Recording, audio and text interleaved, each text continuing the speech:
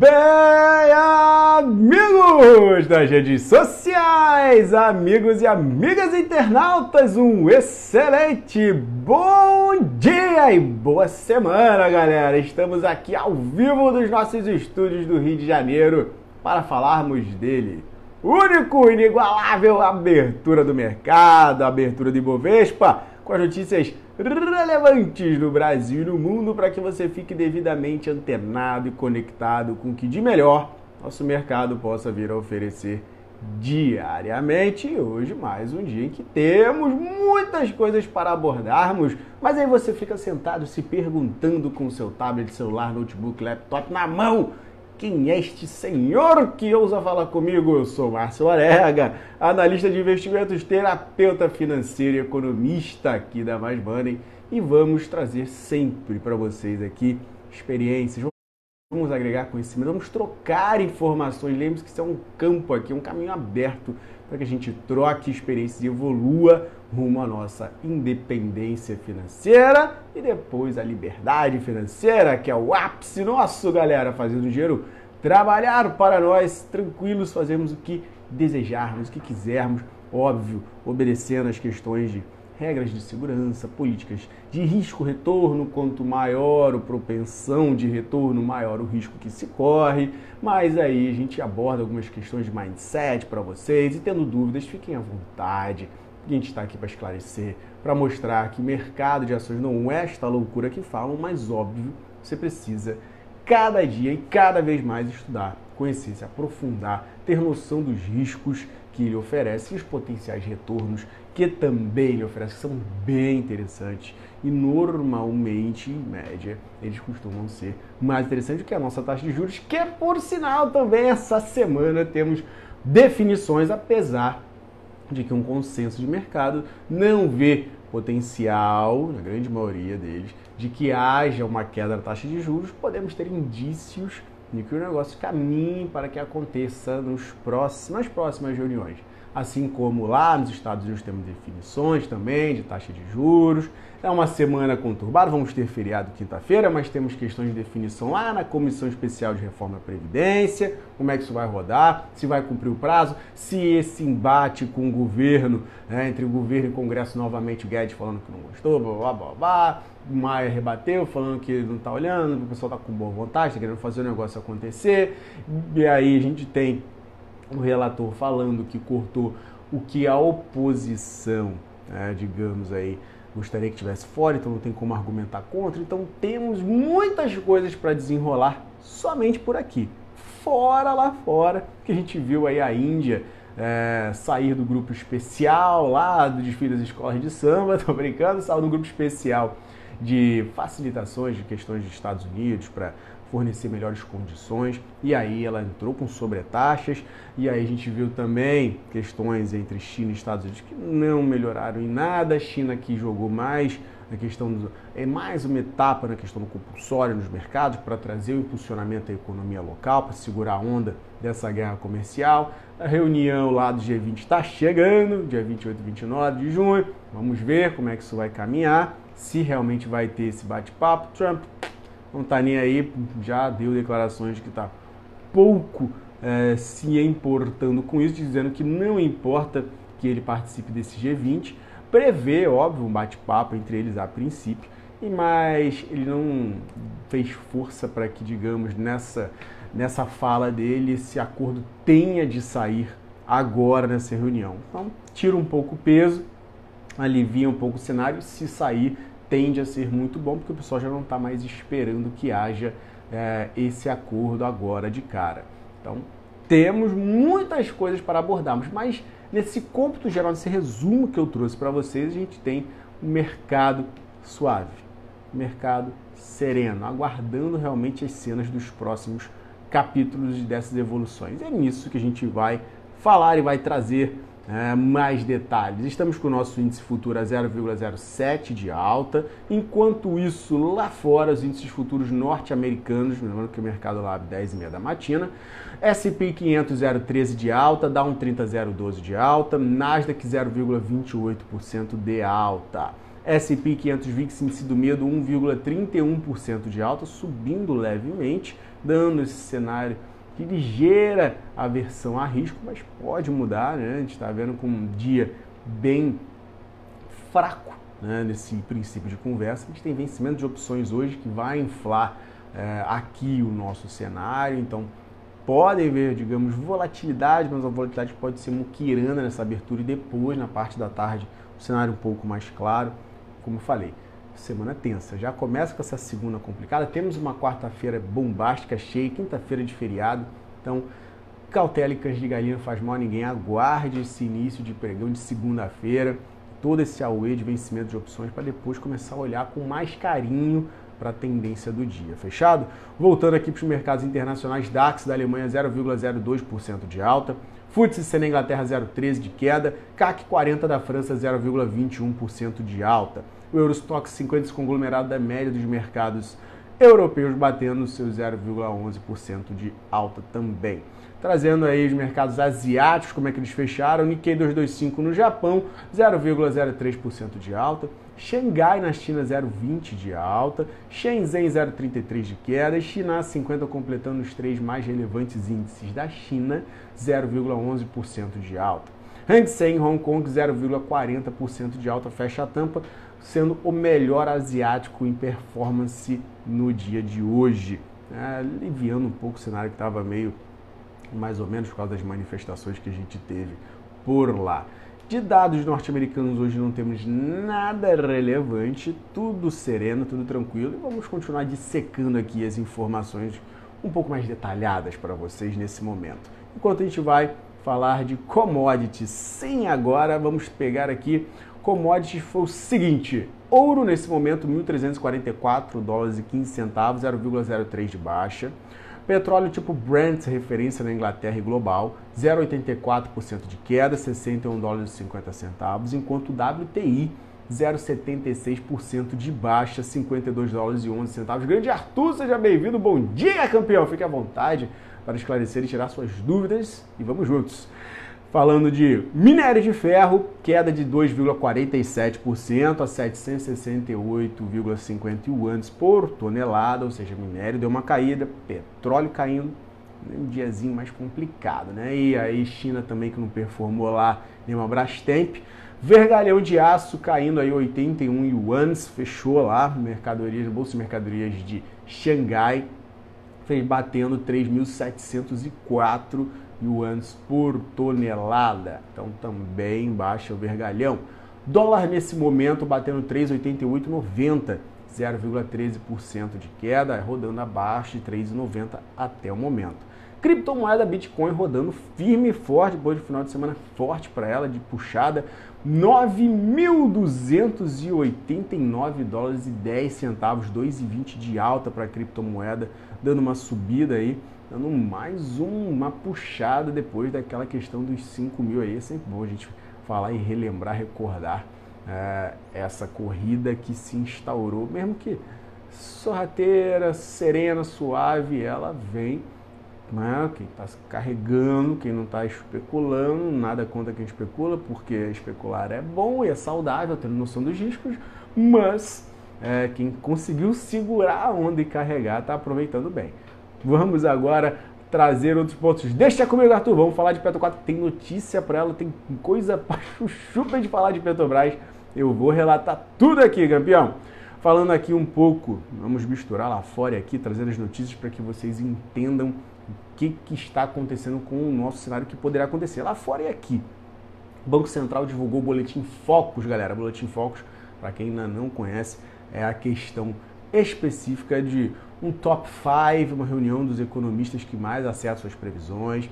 O Banco Central dá uma compilada e dá uma arrumada geral para trazer o que pode acontecer com a nossa economia para agora e para o ano que vem, as previsões dos pontos mais interessantes econômicos. E aí tivemos algumas mudanças relevantes. Toda semana, toda segunda-feira, matinalmente, tem esse Boletim Focus.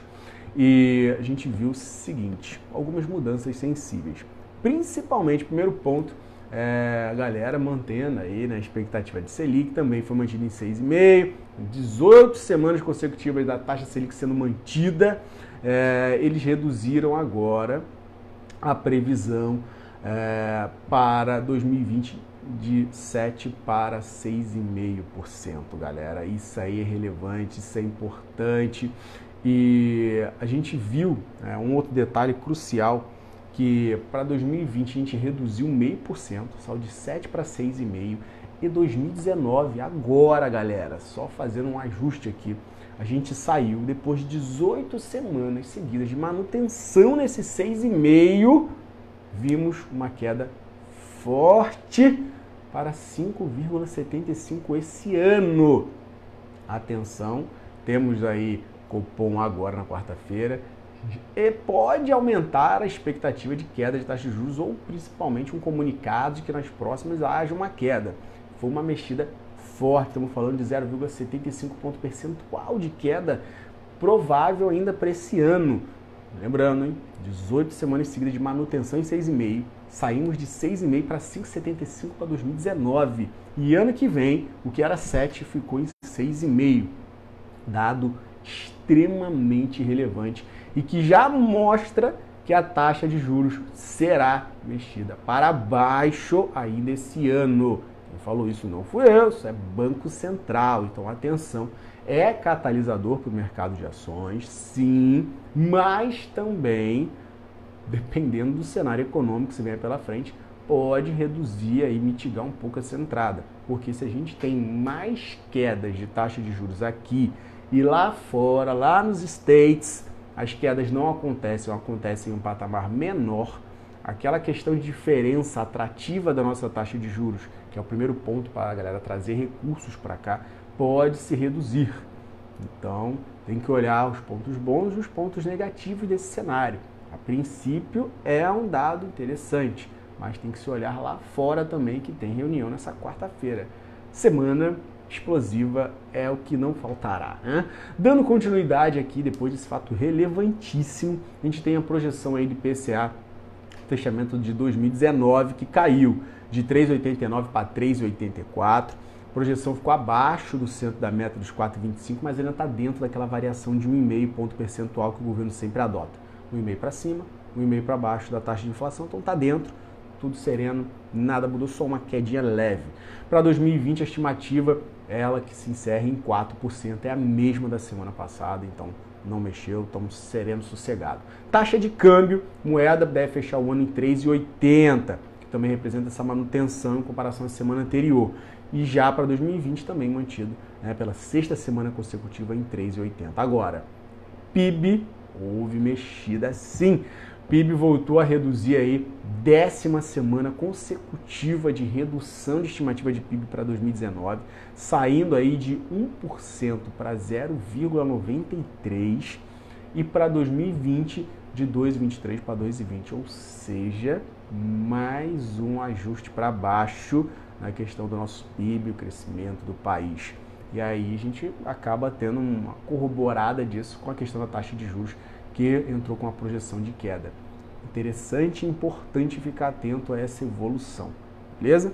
Falando lá fora, falando de China, como eu comentei para vocês aqui no início da live, o BC da China injeta fundos da segunda fase aí de corte compulsória, vai entrar em vigor, botando aí praticamente 14,44 bilhões de dólares para tentar dar uma levantada na economia, em fundos de longo prazo, e também questão aí de mais uma implementação de redução do compulsório para bancos de pequeno e médio porte, para tentar dar uma impulsionada. Lembrando só que ainda tem uma terceira fase que vai entrar em vigor em 15 de julho, então estão se movimentando por lá. Com relação ao petróleo, por nós estarmos aqui caindo, vocês entenderem o que está rodando com o petróleo, já começando a abordar um pouquinho de petro, o grande Arthur, a gente viu o ministro de Energia da Arábia Saudita, o Khalid Al-Falih, brinquei agora no árabe, falando que neste domingo a OPEP provavelmente se reunirá nessa primeira semana de julho, lá em Viena, para se chegar a um acordo, um consenso sobre a extensão do acordo para cortar a produção de petróleo. Vamos ficar atento, eles querem cortar aí 1,2 milhão de barris por dia, já vem nessa celeuma desde janeiro. Vamos ver se o negócio roda realmente ou vai ficar na lenga-lenga, no lero-lero, que é algo que a gente não quer. Falando falando de questões de taxa de juros, de evoluções aí de bancos centrais, vai ter reunião aqui nos Estados Unidos e também na Europa. A gente vê o Mário Draghi, presidente do Banco Central Europeu, que vai falar hoje. Grande Reinaldão, um beijo no coração, um beijo no coração também, meu querido. Dando início a uma semana bem agitada, com questões de decisões aí, que a gente tem também o Banco do Japão, o Banco da Inglaterra, a festa essa semana, né? Então a gente viu o Draghi falando, uma entrevista que deu um patamar até bem tenso, meio dark, meio sombrio aí, falando que os indicadores de expectativa de inflação baseada no mercado estão sinalizando uma perspectiva muito mais desoladora para a economia do que os dados atuais. Então o pessoal está tenso também lá na Europa com o que pode vir, o que pode ocorrer. Agora, outras notícias aqui interessantes para nós abordarmos, sim, é a questão do Brasil, voltando aqui agora falando que o Brasil vai acionar a OMC, a Organização Mundial do Comércio, para contestar barreiras à importação da carne de frango do país. O Ministério da Agricultura aí, o Brasil tentando dar um aperto, acrescentando que vai lá na Suíça, lá em Genebra, um pedido no painel contra a Indonésia que está travando, já havia sido liberado lá em 2017, ganhou a disputa, os juízes deram prazo para até junho do ano passado, para que ficasse tudo ok, a Indonésia voltasse a dar o aval, as coisas rolarem normalmente, importação de carne de frango, mas não deu até hoje, então passou um ano. Então ela vai acionar a OMC para ver se esse negócio roda. Grande Rony também, seja bem-vindo. Isso pode ser um catalisador positivo, vindo realmente as coisas rodarem, a OMC dando parecer mais uma vez positivo, impondo à Indonésia isso, para que flua com os nossos frigoríficos aqui. Mais um ponto aí, o governo brigando para que as coisas caminhem positivas. Fato relevante também é a questão da saída, óbvio, do Joaquim Levy da presidência do BNDES, por questões de divergências aí com o Bolsonaro, que tinha ameaçado demiti-lo, se ele não afastasse o executivo do Banco de Fomento, que é vinculado ao PT, um advogado. E aí a relação deu uma desgastada, porque também tinha questões de devoluções de recursos ao Tesouro Nacional, abertura de informações do banco com detalhes sobre financiamentos do passado. E aí, por coincidência, Joaquim Levy era presidente do Banco Central no governo anterior, saiu, mas chegou a ser por um momento e não queria abrir essa ponta, então, pediu, pinico, saiu e vamos ficar atentos a essa evolução. Quem vai entrar, estão comentando aí alguns nomes relevantes de ex-presidentes até do Banco Central, enfim, vamos ver como é que isso vai caminhar, como é que vai rodar e como é que o mercado vai entender e vai aceitar isso. Era um nome que o mercado gostava mais, se entrar um outro nome melhor, o mercado vai gostar mais ainda, então não é nada desesperador nem nada ruim ou tão tenso quanto possa parecer, beleza? Um outro ponto que a gente viu aí foi o dólar, que deu uma subidinha na semana passada, deu uma esticada, bateu ali seus 1,16, dando uma saltada, deu uma puxadinha aí serena, foi para os 3,89,92 na semana passada, estamos caminhando, mas vamos ver, por causa desse cenário conturbado que a gente tem de reforma da Previdência, briga de Guedes, as questões lá fora, Trump, China, tudo isso fez com que o dólar desse uma corrida. Vamos ver, vai depender muito do dólar dar essa continuidade, essas questões de taxa de juros aqui e lá, questões da reforma da Previdência também vão afetar esse fluxo de dólar, mas hoje a gente vai ficar com um dia bem tipo, não sei o que eu faço, se eu caso, se eu compro a bicicleta, vamos ter muita volatilidade e muita cautela que eu peço a vocês, porque tem vencimento de opção, então vai ficar mexido bastante esse mercado nesse início de trabalho, beleza? Falando de saldo de investidor estrangeiro, algo que é relevante, eu sempre trago para vocês, o saldo de investidor estrangeiro reduziu, tivemos uma compra aí no fluxo de quarta-feira, de compra de 466 milhões de reais, levando o saldo negativo no mês de junho para 909 milhões negativo, reduzindo mais uma vez. Enquanto isso, a gente tem pessoa física que chegou a botar aí 281 milhões de reais para dentro na quarta-feira, mas o saldo está negativo no mês em 249 milhões. Está havendo uma redução do saldo do investidor estrangeiro negativo e o saldo de pessoa física está negativo, tentando melhorar um pouquinho, mas está começando a ter um pouco de inversão desse cenário. Será que a pessoa física vai ficar vendido em um momento em que possamos romper aí os 100 mil se as questões de reforma caminharem bem, se o cenário nosso interno melhorar? ficar atento aí, você que está comigo sempre nessas lives, fique esperto. Agora sim, chegamos em informações importantes de Petrobras, que fez a maior descoberta desde o pré-sal lá em 2006, galera. De 6 campos, a galera está esperando aí 20 milhões de metros cúbicos por dia de gás natural lá no Sergipe. Deve gerar, só para ter uma ideia, 7 bilhões de receita anual adicionada à estatal e sócias. É um negócio gigante. E aí acaba até entrando na questão do plano do governo de reduzir em 50% o custo do gás natural e reindustrializar o país. Mas é uma notícia excepcional para a Petrobras essa descoberta. Ponto. Não tem mais o que ficar desenrolando. E ainda tem os outros detalhes ali com relação à Petrobras, de ela conseguir aí liberação para vendas de campos, que estava meio travado também. Isso pode gerar um fluxo positivo para ela. Vamos ver. Tem a questão de vencimento de opções, pode segurar um pouco a onda, mas a tendência é que possa melhorar. A não ser que o pessoal já tenha precificado isso, coisa que eu não vejo nesse presente momento, beleza? Outra notícia importante e interessante foi a questão da Vale, aí, que aumentou para R$200 mil a multa diária para que sejam feitas atividades na mina da Onça Puma. E também trazendo um outro detalhe importante com relação a aquela questão lá, os taludes, as coisas que estão caindo, reduziu mais 56 centímetros, mas o negócio está meio morno, porque esperam que o negócio se assente dentro de um patamar esperado. Então, a galera segurou um pouquinho a onda. Só essa notícia que é miseravelmente negativa, porque 200 mil de multa diária para Vale é mixaria. Com relação à Odebrecht, isso sim afeta diretamente bancos e precisamos ver essa questão seriamente. A gente viu de acordo com o próprio jornal Valor Econômico falando que vai formalizar hoje esse pedido de recuperação judicial com dívidas de 80 bi de reais, superando a Oi, que tinha sido até então a maior, com 64 bi. Pensa que já chegou no fundo, né? E tem outra para superar, olha aí, né? A Odebrecht com dívidas pesadas aí em questões financeiras, só 50 bilhões é relativa financeira, garantia de holdings, subholdings, os maiores bancos estão dentro, todos eles, sem tirar nenhum, e detentores de bons e tudo mais. Então, é também para ficar bem esperto nessa evolução. Os bancos que deram uma sofrida aí na semana passada e sexta-feira ajudaram o Ibov a fechar em baixa. Agora vamos lá, vamos falar de Petro 4 graficamente. Grande Arthur, Petrobras no fechamento de sexta, R$ 27,06, chegou a R$ 27,25 na máxima, mínima de R$ 26,90, ainda distante da média de 8, que está em 26,73, e também da média de 20, que está lá em 26,37. Média de 8, 26,73, média de 20, 26,37 são os suportes importantes e relevantes. Óbvio, tem um 26,50 ali na meiuca, pode segurar um pouco a onda se vir para trás aí Petrobras.